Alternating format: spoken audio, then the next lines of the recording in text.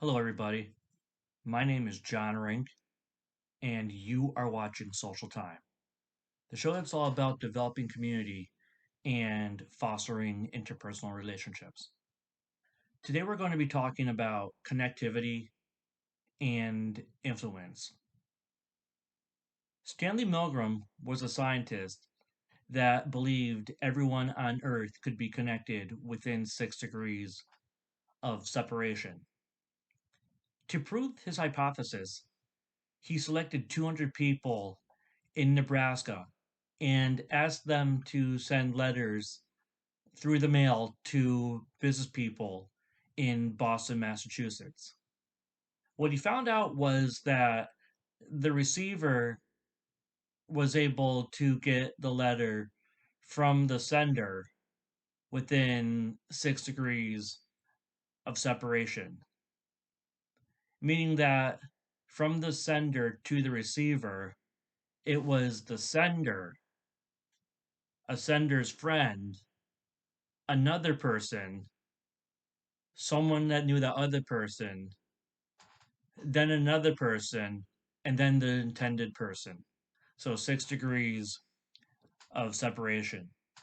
All these people, because I have no idea who they were, have to be nameless. No idea who these people were, but cool experiment. So this was a great experiment to do, but could this experiment work on a global level?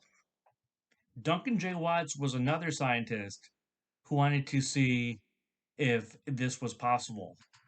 So, in the experiment done by Duncan J. Watts, he took 98,000 people, that's a lot of people, and asked them to send emails to 18 professionals in 13 countries around the world.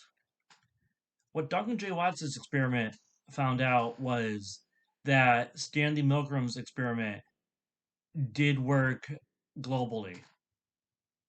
So, what does it say for us? How much influence do we have? Our influence, to be honest with you, is only limited to 3 degrees of separation. So we are able to reach halfway across the globe through our 3 degrees of separation. What's meant by a 3 degree of separation and influence is that our 3 degrees of influence are our friends' friends, and our friends' friends. This is our core of influence, the people that we are able to influence the most. After the 3 degrees of influence, the communication starts to become more limited. So, why is it sometimes that the influence is ineffective within the 3 degrees of influence? There might be a link within the 3 degrees of influence that is not there. Also, the network may develop to a point where the degree of influence or the link of influence, it's really the same thing, I'm using those terms synonymously, are not there.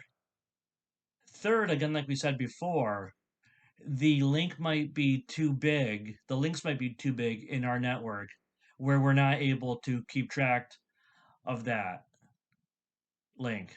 So after the 3rd degree of separation, after the 3rd degree of influence, we can't keep track any further, limiting our degrees of influence within the 6 degrees of separation to 3 people.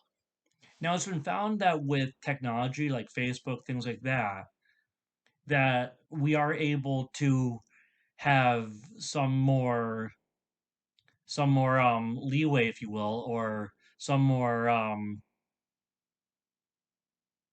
help in going past the 3 degrees of influence. But even with technology, humans are limited to 3 degrees of influence within the 6 degrees of separation. So really the people that are in your main core, people that you know, are your friends' friends, and your friends' friends. Don't worry about your friends' friends' friends, because though that's fun to say, that's really not a group of people that you're able to influence or communicate with, because you have no idea who those people are. They might be crazy. I'm sure they're not crazy, but you never know, they might be crazy. Well, everybody, if you are looking to learn more about the topic that I talked about today, checked out Connectivity by Dr. Nicholas Christakis and Jeffrey Fowler. Oh, no, I'm sorry, that's James Fowler. I can read, folks. I can totally read. Again, connected by Dr. Nicholas Christakis and James Fowler. It's a great book. I'd recommend it. The other book I'd recommend would be 6 Degrees of Separation by Duncan J. Watts. So, everybody, thank you so much for watching Social Time today. My name is John Rink. Be safe, but get out there and be social. Thank you for watching Social Time.